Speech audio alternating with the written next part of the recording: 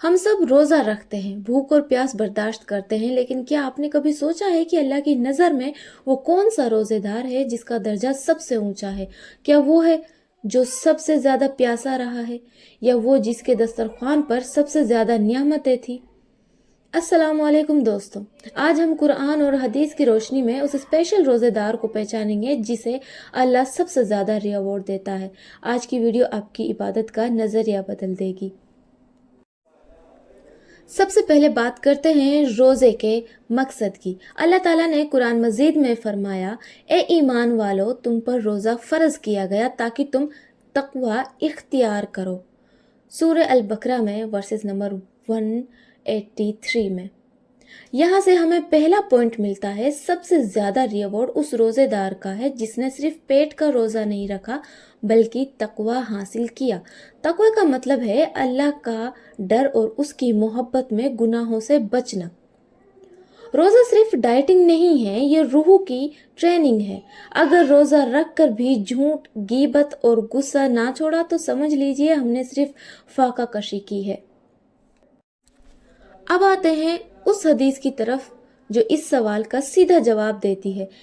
इमाम अहमद ने अपनी मुसन्नद में एक रिवायत नकल की है। एक शख्स ने रसूल सल्लल्लाहु अलैहि वसल्लम से पूछा, या रसूलुल्लाह, रोज़ेदारों में सबसे ज़्यादा सवाब किसे मिलेगा? तो आप सल्लल्लाहु अलैहि वसल्लम ने फरमाया, वो रोज़ेदार जो अल्लाह का जिक्र सबसे ज़्यादा करने वाला हो। सोचिए, दो लोग हैं, दोनों ने शहरी की, दोनों ने इफ्तियारी तक कुछ नहीं खाया, लेकिन एक शख्स सारा दिन खामोश रहा या दुनियादारी में लगा रहा और दूसरा शख्स सारा दिन सुभान अल्लाह, अल्हम्दुलिल्लाह और अस्तगफार और अल्लाह का जिक्र करता रहा। इन दोनों के सवाब में ज़मीन और आसमान का फ़र्क होगा। हमारे नबी सल्लल्लाहु अलैहि वसल्लम ने फरमाया कि जो शख्स झूठ बोलना और बुरा अमाल ना छोड़ता हो, अल्लाह को उसका भूखा और प्यासा रहने की कोई ज़रूरत नहीं है। सही बुखारी की हदीस है। बेहतरीन रोज़ेदार वो है जिसके कानों का रोज़ा हो, वो बुराई ना सुने, आँखों का रोज़ा हो, वो गलत ना देखे, ज़बान का रोज़ा हो, वो किसी का दिल ना दुखाए। तो अगर आप इस साल सबसे बेहतरीन रोज़ेदार बनना चाहते हैं तो ये 3 काम ज़रूर करें। ज़िक्र की कसरत करें, अपनी ज़बान को अल्लाह की याद से तर रखिए, मोबाइल स्क्रॉल करने की बजाय तस्बीह पढ़ें। खिदमत-ए-खलाक, दूसरों को इफ्तियारी कराना या किसी की मदद करना सवाब को डबल कर देता है।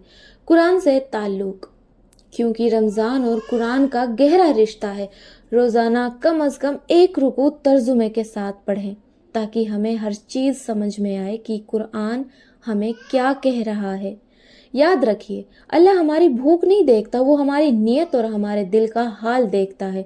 अगली बार जब आप रोज़ा रखें तो सिर्फ खाना मत छोड़िए, हर वो बुरा काम छोड़ दीजिए जो अल्लाह को नापसंद हो। कमेंट में सुभान अल्लाह ज़रूर लिखें अगर आप इस रमज़ान अपने रोज़े को बेहतरीन बनाने की कोशिश करें।